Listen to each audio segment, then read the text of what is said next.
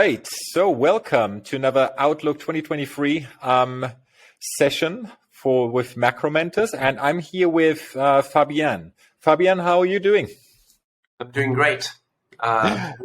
Midst of the biggest wave of COVID in China, I'm doing great. Okay. So you are right now, you still you're still recovering as far as I know. You had a lot of time to reflect probably recently. So, why don't we kind of, jump into some of your kind of like thoughts on what's going on in China, and then we jump into your background. Sure. Let's dive right in. So, in terms of your we talked about before this, before we started recording a little bit, about like how you kind of, studied finance and accounting, got really bored, and then started coding. Coding gave you a kind of sense of freedom, right? If that's probably the right word, to actually build and to be creative. What coding seems to be all about. Like, take us a little bit back. Now you are, the founder of many kind of projects, quite established. Where did it all start?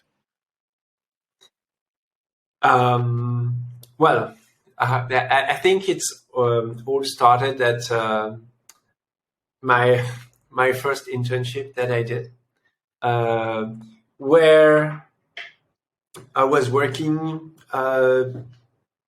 dragging some invoice from one system to another. Okay. It was extremely time consuming. It was extremely boring. So I actually started to learn how to do Excel VBA to do it more easily, so I would not have to work and sit through a lot of boring tasks.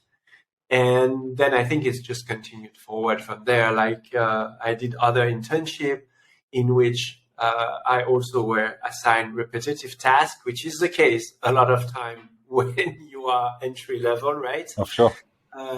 So just learning how to code just to solve problem, not for like, oh, I want to learn how to code to know how to code. It's just like, no, this is boring. I don't want to do it. Okay, I'm going to solve it. And then during my last year of study, I just was also interested in studying AI with the first few lectures online back in 2013. Had a lot of fun, learned a lot. Then I started my career in VC in Southeast Asia, where I also programmed a bit. And then after, I just decided to go full time on technology, like on the technology side of things, and just created my own company since then.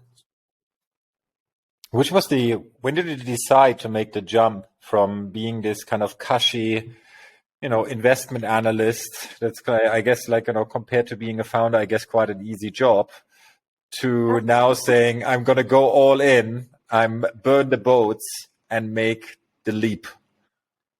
So I think we are also defined by things which are sometimes outside of our control. The fund I was working for actually closed due to even better. Geopolitical situation, and it was at a time where the situation where I was working and I had knowledge and network in Southeast Asia was a more strict control towards foreigners coming to work. So there was like the visa quota was mostly reserved for older folks with a lot of experience, which could bring a lot of value, and not for just above entry level. So this is actually the first. This is event that happened to me that I did not control, kind of defined me in that way, because I actually really enjoyed what I was doing. And one of the things I really enjoyed doing in VC was actually going through this massive amount of data, which was actually in Southeast Asia very, very bad at the time, and then started to organize it and things like that. Like data, like pitch decks and stuff, this kind of things? Like like just investment data from the news. Ah, interesting. At this time, Crunchbase was just a total mess. CB Insights and PitchBook were totally out of reach for the normal VC in this region. And Tech in Asia did not have at this time a startup database, which was really good. So I just started to create my own database of all the things that was coming, reading the news and like speaking with people. Learning NLP, probably. I did. Yeah, okay, I see. My first company was about that. So I did start it a bit. I was more on the analytical side, but I was like already planning, okay, soon I'm going to scrap all the articles, going to use NLP, identify the article which have funding in them, and then I'm going to move forward to automatize more and more of that work. And that's the first stuff I did. So once I was out of a job, I just like, okay, I'm going to do that. I really like it. And then it failed, obviously, because I was young and stupid. So yeah, I think that happened a lot too. Even though for people which work in the innovation ecosystem, which should have known better, you still go and fail very stupidly. Looking backward, what do you think, like, made this, obviously this lack of experience, there are many factors, right? There's like a lot of, I guess like being on the founder journey myself, I guess like there's a lot of new stuff to learn, but was there anything that you can pinpoint it that you say, okay, that was like, something that I should have really known better, or like from today's perspective, this is a mistake that not everyone needs to make? Oh, so I think two things. The first one is scope creep. You want to launch something as small and as lean as possible. Like all the features, and I see it a lot with non-technical founders now, which like experience, which is like, oh, always want more. Like, oh yeah, but that would be so much better if we had that, or it could be so much better with that feature. No, like as long as you have the core, the critical things, you just narrow it down to that and you just deliver that. One of the reasons we failed is because we just kept expanding what we wanted instead of just like, hey, this tiny stuff, which just should have been, hey, this is a list of startups with their investment. You can find it here. Done. That's it. But no, we expanded, which led to a release way too late. So this is the first one. The second thing is working with the right people. So when you start a company, I think for the first time, I think it's very difficult to imagine the kind of level of commitment that people need to have in order to make it happen. And this level of commitment and things like that also depend heavily on the culture, how you were raised, and also your personality. Yeah, sure. So you have to be really careful on who you partner with. If you align on, are you willing to do what needs to be done? Do you have what it takes to do it? So be it like sometimes entrepreneur journey, you have to work 80, 100 hours, not all the time, but when you need to do it, you need to have people which are not like, oh no, it's Friday night, I have to go out, or it's Saturday, it's a weekend. No, when it goes down to work, you have your co-founder have to be like, yeah, shit, okay, we are working until this is done. And I think finding the people which are this similar kind of mindset, and I'm saying that from my point of view, I think if that needs to be that needs to be an alignment with the team. Some team will probably work much better as all like, oh, this is our weekend. We never work on weekend, but everyone have to be aligned on the same thing. So if you have like half of the team which is one way and half of the team which is the other way, that will always generate a lot of conflict. And so I think having the team aligned to a specific set of value and a work ethics, and I'm not saying one is better than the other, because one leads to burnout, one leads to maybe less chance of succeeding. But having everyone aligned to not create like some tension in the founding team is very important. Do you still think, just out of curiosity, like Y Combinator and these kind of guys, they always talk about, okay, you need the co-founder. You need do you think that there always needs to be a founding team for that reason? And this is why it also kind of makes it make or break. Because I think obviously these statistics, there's, always have to be careful with them, but like they kind of indicate that, the number kind of 2 or at least 3 reason is probably that, the team doesn't work out. And that's exactly what you just mentioned because of different values, right? Yep. But at the end of the day, you will have the same problem, right? When you will need to recruit your first employees. Right. That's the same, right? They need to also fit within your culture. If your question is it better to just do it alone? I would say no. I never created something alone, but I do appreciate the feeling of co-founders being in the same boat and fighting together. I think it's much more inspiring and also put you accountable towards some other people. So if you are alone, it's much easier to be like, oh, it's okay, I can finish that later. But when you are working with people and everyone is doing their best and is moving fast, you have to be accountable for what you do. Yeah, that goes probably for every team, right? But one of the stuff I would say is one of the points I see a lot of people obsessing about is I need a technical co-founder.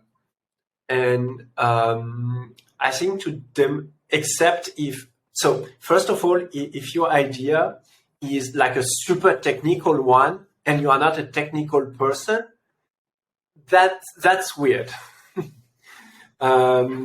Like going and be like, oh, I'm gonna sell nuclear reactor when you have nothing to do with that. It's strange. It's the same. Like, oh, I'm gonna do that super cool DeFi stuff on the blockchain, and you have no idea how blockchain works and how to code it. That's odd. But for most of the business people which have an idea which is not too complex, I see a lot of them obsessing about I need a technical co-founder. Whereas now there's a lot of tools which are you can build a prototype on WordPress, you can build a prototype on Bubble, on Wix, and what is the other one? Webflow. So there's a lot of no-code tool where you can have a prototype. Then you can much more easily find either a developer, because, if you start to have a prototype, you start to have traction, you can either raise money, either generate revenue, so you can hire someone. I do feel that developers are in general extremely risk averse. So, and also as a developer myself, I cannot count how many people come to me and be like, hey, I have this great idea. I'm like, sure, you have this great idea. Okay, here, I deployed a WordPress instance for you. Go and build something to show me you have traction. 95% of people, they don't do it. So I think as a developer, your assumption is people have great idea, but you will do all the work.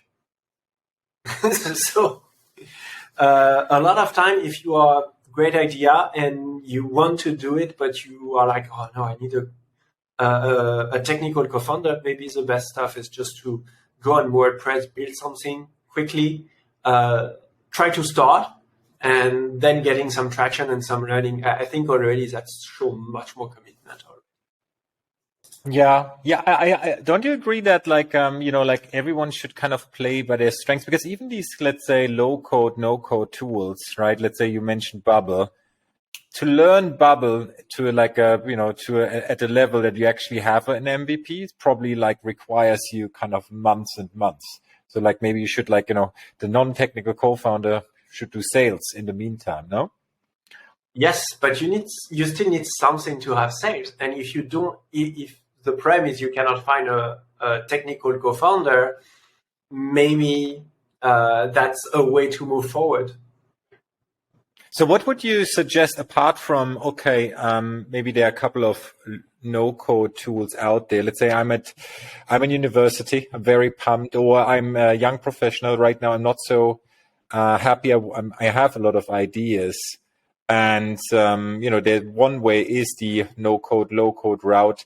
Is there anything else like that I should, pay attention to that, like we would say for the start? Well, I would say please don't go to developer event to pitch your idea. I know that happened. And like when developer have their safe space, like coming to someone which is like, oh, I have this great idea, don't you want to build it? It's like, so don't do that in the more positive way. I will tend to say that you could try to gather some money and get it done something on one of these job portal and stuff like that. I forgot their names. I'm sorry. Upwork or these kind of things, I guess, right? Yeah. You could get. Though I think it also requires some skills to get to the good requirements and getting someone to deliver actually what you want. So that also might be problematic. I think to some extent the best way to find people which are interested in that would be entrepreneurial events, things like that, or just in general making friends. Actually, all my co-founder actually of all my companies right now, I all met them through events like innovation or entrepreneurship events. And we all spoke not about like building a business together, but just about our common passion and stuff like that. Sure. Like about like, oh, you built that cool stuff in AI. Yeah, I love it. It's so cool. Can we like sit down like another day and just look at it and see how we can improve it? Or from other, like from more the business side, oh, you're organizing that event. I would really love to help and stuff like that. And that's how you get to know people which are cool, but you also get to know them more personally. So you also know them better. But I would tend to say, as a young founders at university, it's very tough.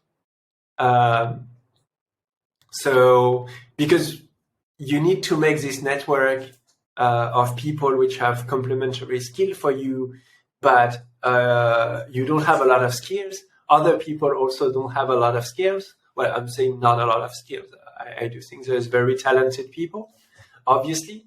But it's hard to get to the right network, I think. Maybe it's not even like this ideal idea of or the Mark Zuckerberg kind of path, let's call it, that you drop out and then you build $1 billion company. I think this might be too glorified in the first place. Maybe you should work for someone else for the start. No, might be a. That's a very good point. I think I saw on LinkedIn recently some statistic which were saying that the most successful entrepreneur actually started like around 40, and they had a career before. So I definitely think that. So if I had to say something financially responsible, I will tend to say, don't start being an entrepreneur directly out of university. It's the worst decision you can make.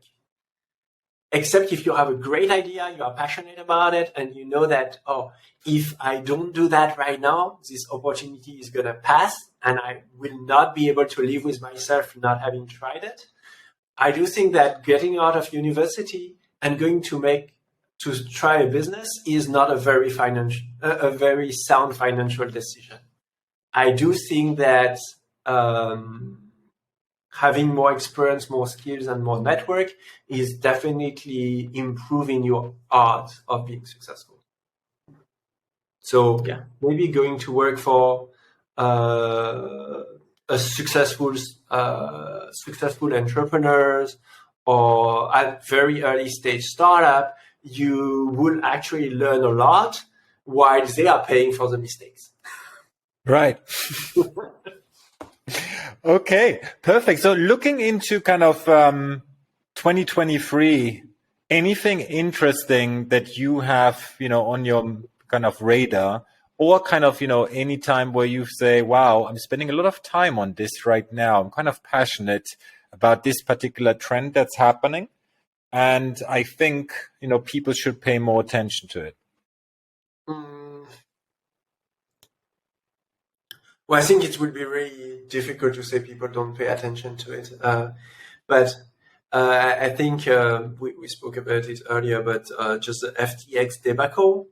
For the past year, I've been speaking with people in Web3 and crypto.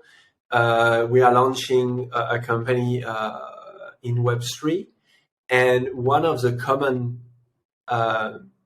suggestion that we have is like, oh, you should do a DAO because it's not a security. Right. And my point was like, hey, no, I don't want to do that because at some point it will be classified as a security. And I think with the FTX debacle, we will see in 2023 much more regulation and much more strict regulation in crypto. I'm not sure if it would be good and bad. It definitely adds barrier to creating business. But I think there was a lot of bad faith also in the industry by, oh no, this is not a security, this is just staking. So right. it's you are making an action.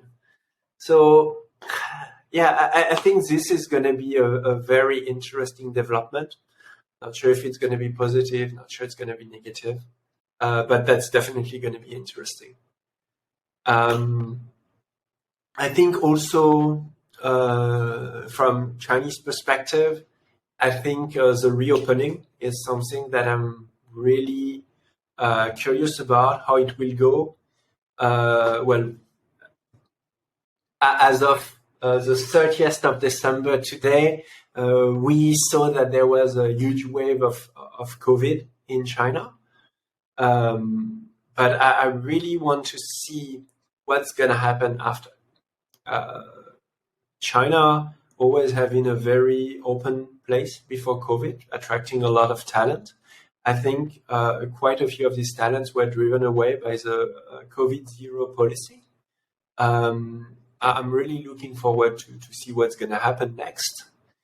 And also finally, but also everyone is looking at that, but the semiconductor industry, and how the trade sanctions from US will affect the development of the industry in China. I think that's also very, very interesting. What do you see? I mean, you're on the ground, you have been on the ground, like for many kind of years. All right. Obviously. So I think we both were once at Tsinghua a while ago. Right. Right.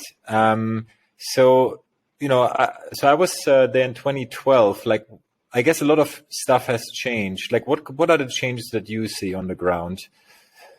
Apart from, okay, the talent might be taking a little bit of a break due to zero COVID, but any other kind of interesting developments? Or is it still the land of opportunity to like go as a Westerner, go to China, or should they now go to Southeast Asia?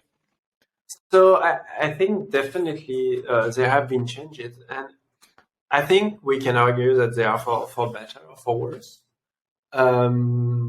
So for example, I felt like, around the time that you went to China, or the time I went to China, there was a lot of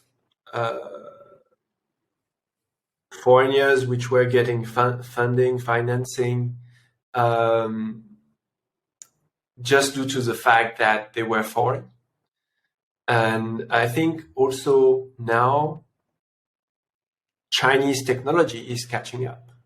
So, for example, you will bring a medical technology in China in 2015 as a foreigner, that would work really well, because at this time, the Chinese technology at the time was not yet competitive. In 2019, you could not do that. It was like, oh, you want to bring that technology? We have 3 or 4 technology like that which are developed in China. Why yours is better? So it was much, much more challenging. I think that's what we can see, and now China, in certain regard, is way ahead of other countries. So I think when you were here, there was already payment, right? Like mobile payment. Yes. Yeah. Well, it just had become more prevalent. But yeah, I think like one cannot be like so surprised. Like, I mean, like, are you surprised by it? Because like it now feels like if you would say like, who is better in technology? I mean, there's no doubt. Like if you just like spend the summer in Europe, that it's clearly like China, just in comparison. As a fellow European, I would say, right, that's how it feels for sure. Like in consumer tech, I guess there's no doubt, but even I think in the B2B space, there's a lot of stuff coming. Yeah, no, I think like again for me, like living in China is like living in the future. Right. Like everything is so convenient. Everything just works. It's fast. Just it changed so much. I think even I was in Korea, and Korea is not at this level yet. So it's very interesting to just live in China and just see, because I do believe that the trends for quite a few years have been made in China now. So live stream, like e-commerce live stream, mobile payment. I think all these trends are spearheaded in China now. So yeah. Is there anything in particular do you see as kind of interesting that might make it to the Western world? Like the live commerce probably never. I mean, I'm not so updated about the latest, but I'm not really seeing it. Do you see anything else like coming over? To see, okay, this was clearly kind of, made in China or developed in China first and is now really moving to the Western world? Which is something which is really widespread in China right now, which will go to